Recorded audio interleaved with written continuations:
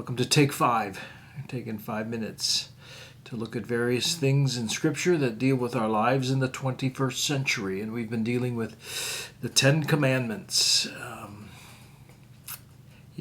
Old words with contemporary relevance, right?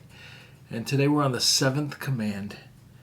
You shall not commit adultery. Boy, we live in a day of sexual confusion. When a Supreme Court justice nominee cannot even define what a female or what a woman is. Wow, it tells you something. Especially, this is the first black woman nominee, but if she's not sure what a woman is, well, anyway, you know what I mean. And the confusion isn't just about gender. It's about the very sexual practices and acts themselves. They're all over the map. You should hear my youth pastor and associate talk about.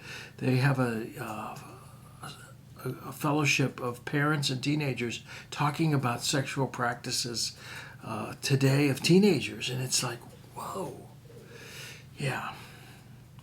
Now, get this. Christians are meant to believe that sex and marriage are a wonderful gift from our Creator, who made us distinctly male and female, that we might find enjoyment and fulfillment of the other. Of the other. It's not about me, it's about the other.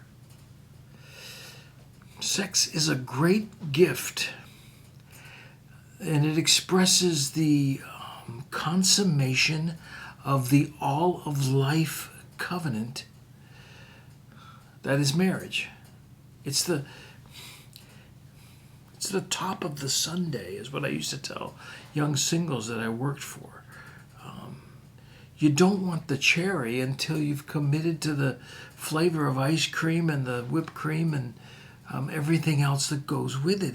It expresses the consummation of the all-of-life covenant that is marriage. And by all of life, I mean not just length of time. It's that too. It's meant to be your whole life, but it's meant to be your whole life, your body, your mind, your personhood, who you are. And the sexual consummation of that is all of that going into the relationship.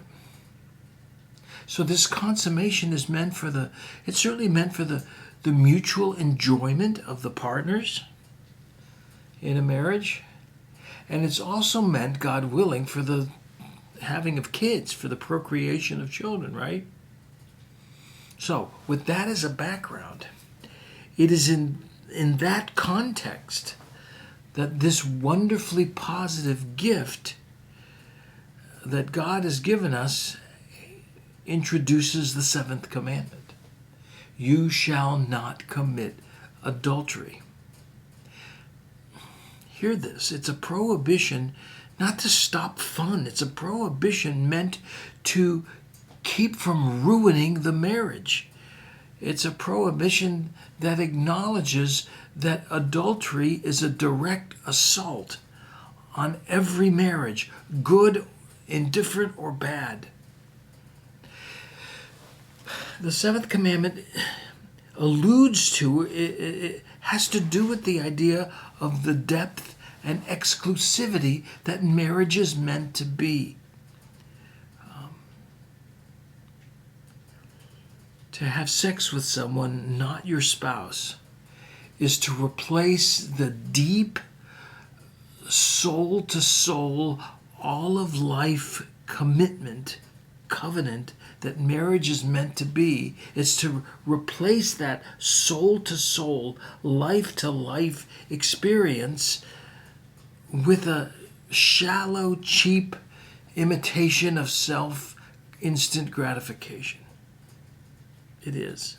And in the heat of the moment, in the plotting of I know, it's hard to remember that, but it is. You shall not commit adultery is not just some old-fashioned law to keep people from having fun It's meant to preserve, save something that is sacred. And of course, I know many, many marriages struggle in the area of physical activity. I know that. Different seasons of life, different issues that come up. I know there's a struggle. And there's no easy answers to it. Hear me say that. But know also this, if this is you, and you're both willing to deal and work on your stuff, your conflicts, your issues, and you're both willing to work on your personal intimacy. That means talking. That means resolving conflict. That means spending time. That means deferring to the other. That's the personal intimacy that makes a marriage. If you're willing to work on your stuff and on your personal intimacy, physical intimacy will reflect that.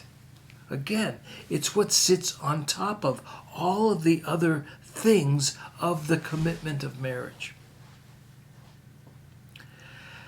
And let me end this way. Any straying outside your marriage for the purpose of physical gratification is a fire that will burn and scar you forever. Now, this has been a hard one, hasn't it? Do not commit adultery. We'll talk again next time about even how Jesus interpreted it as more than just the physical act when he talks about lust. And boy, is that part of today. So we will expand this. But I just felt like today it was really important to just get this out and express the severity of the command and the beauty that it's trying to protect. I'm done. I'll see you next time. So long.